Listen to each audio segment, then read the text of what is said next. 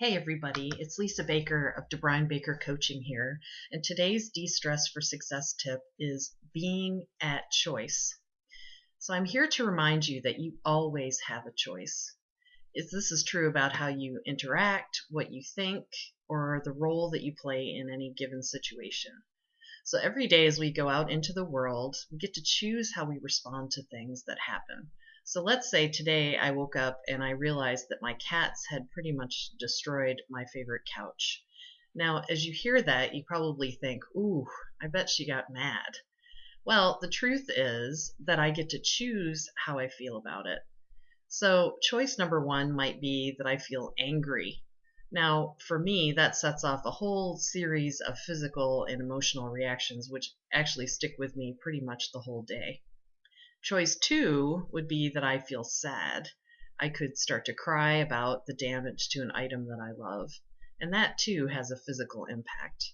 Or choice three, I could think, well, they don't really know any better. They are cats.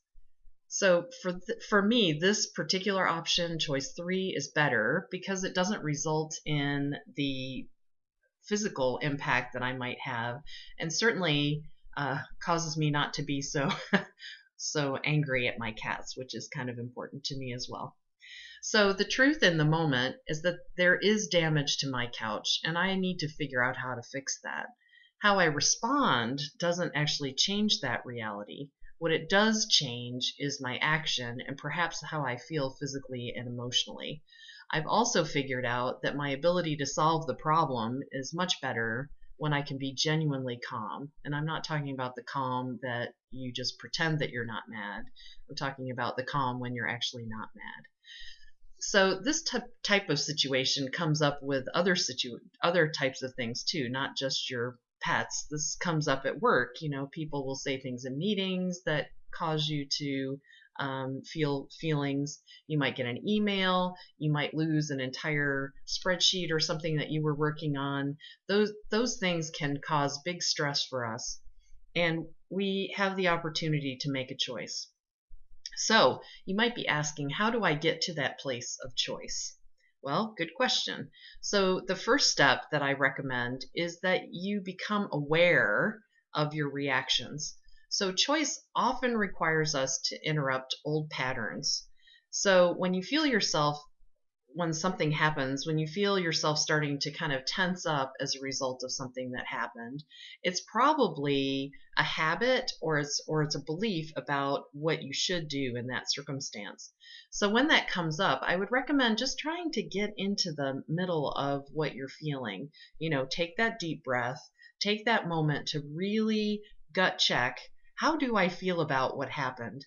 Is this a reaction that I've learned over time, or is this really how I feel about it right now?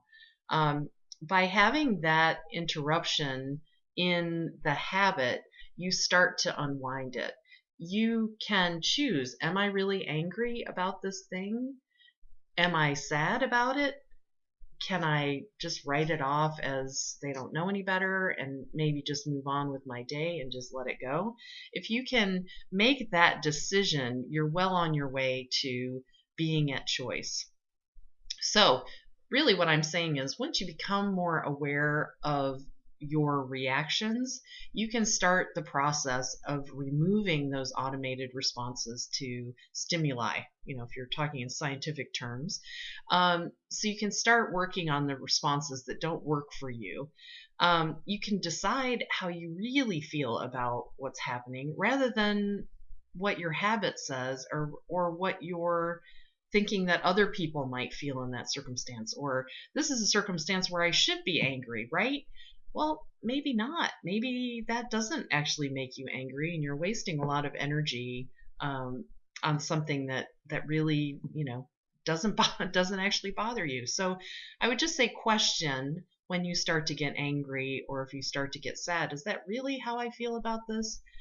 And honestly, trying to make changes like this does take time, and it takes a level of conscious awareness and presence. You really have to be in the moment to recognize, wait a minute, that happened before I even had a chance to think about it. maybe I would like to evaluate that. That's the kind of thing that a coach like me or another coach could really help you with. So certainly if you have one of those things where you feel like, wow, I don't even know how that happened, that's one of those things that a coach can help you with. And I would love to be that coach. If you would like to work with me on something like that, you know how to get in touch with me.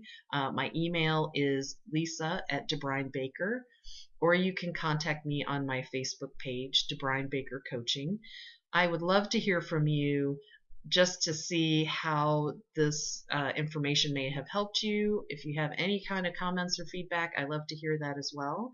And I certainly hope that you have a wonderful day today, and I hope to hear from you soon. Take care.